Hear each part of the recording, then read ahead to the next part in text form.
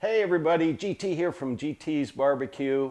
Hey, if it's your first time here, welcome. And if you're one of my returning subscribers, thanks so much. It really means a lot to the channel and I appreciate the support. It's middle of January. It's almost 40 degrees today. The sun's shining.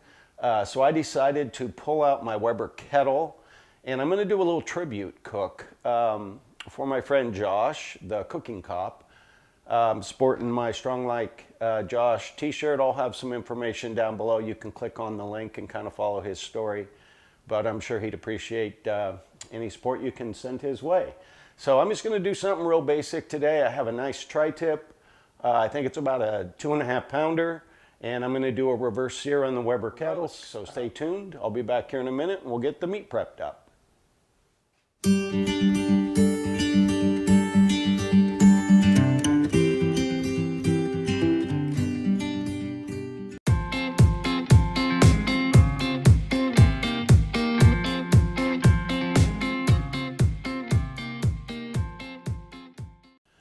Okay, this is actually a tri-tip that was frozen. I had a buy one get one free sale not long ago, so I picked up 2 of these. Thawed this out a couple of days ago. I'm just going to put a little wash your sister sauce on it for a binder. I did trim up the back a little bit here. Took off a little bit of the fat. And I'm just going to do a basic seasoning with some Uncle Steve's thick meat shake here. This stuff is one of my favorites for beef. And this is a pretty thick piece of meat, so I don't want to go crazy with it, but you can get pretty liberal with the seasonings on here. And I'm going to take this thing out on the Weber. Cook it up till it gets to about, sorry about my arm there. Cook it up till it gets to about 120 degrees internal temp. Then I'm going to pull out part of my sear kit and we'll sear it off and see what we get. Boy, that thing looks good. Okay, stay tuned. I'm going to let this rest probably for about an hour before I get it out on the grill. I'll go get the charcoal lit up and we'll get to cooking. Stay tuned. Okay, I have a little tumbleweed starter here. I'm going to get our fire going. Once these coals get hot, I'll pour them in the basket and we'll get to cooking. See you in a bit. Okay, go ahead and get these coals poured in here.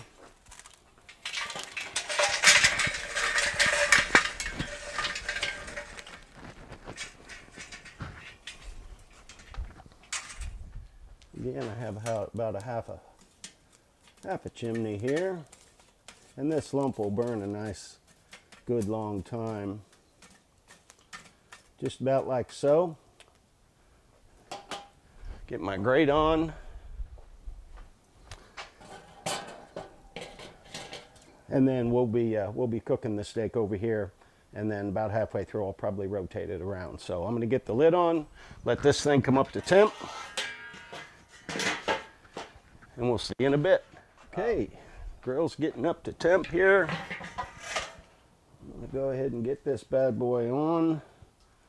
I'm going to put it on just like so, with the thicker part of the meat kind of facing the coals.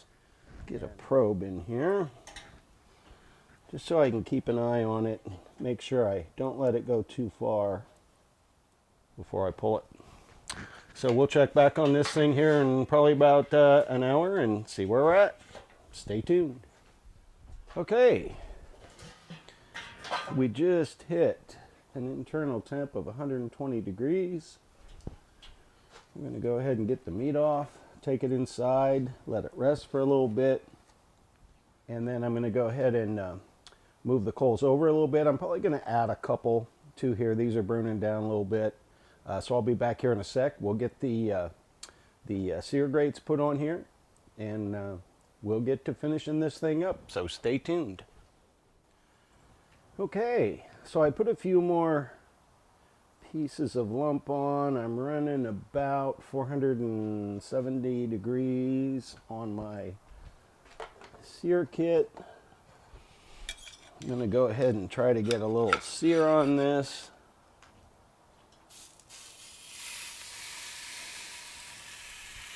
I'm going to go about 60 seconds per turn.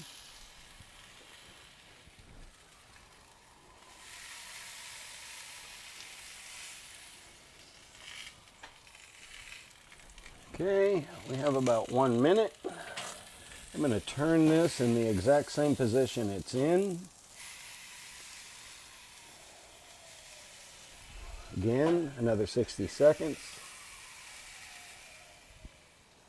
Okay. Now I'm going to rotate this.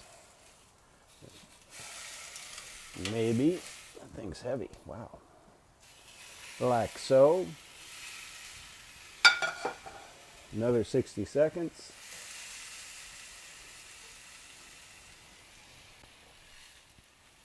Man, that smells good.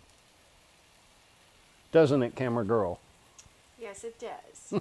Good answer. Okay, and one last turn. Just like it is. Whoops. Get that back over there.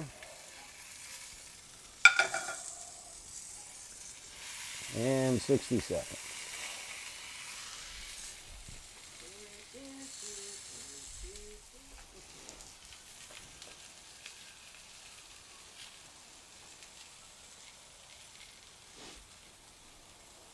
Wow, that smells crazy.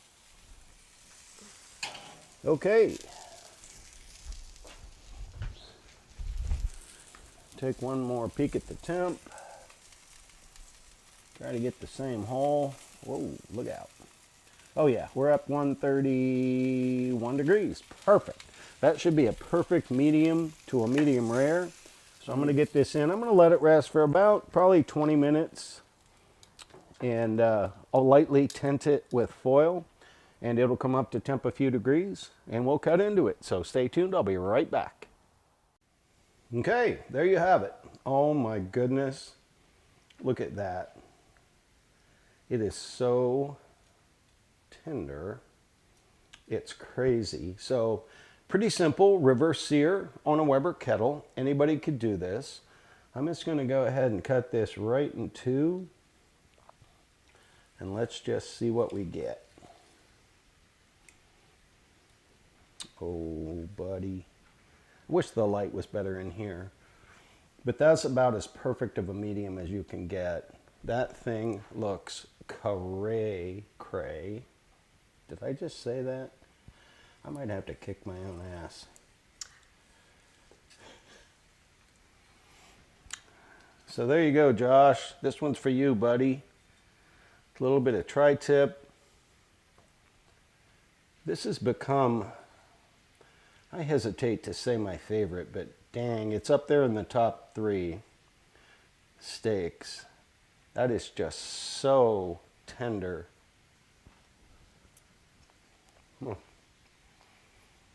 It just melts in your mouth. I think this is better than prime rib, honestly. Holy moly, is that good. Man. Oh my goodness, that tastes so good. I'm going to have another bite of that. Sorry. Chef's privilege, but Are you snorting at me? Camera girl's snorting at me. Are you making that pig sound? We can't just have one bite.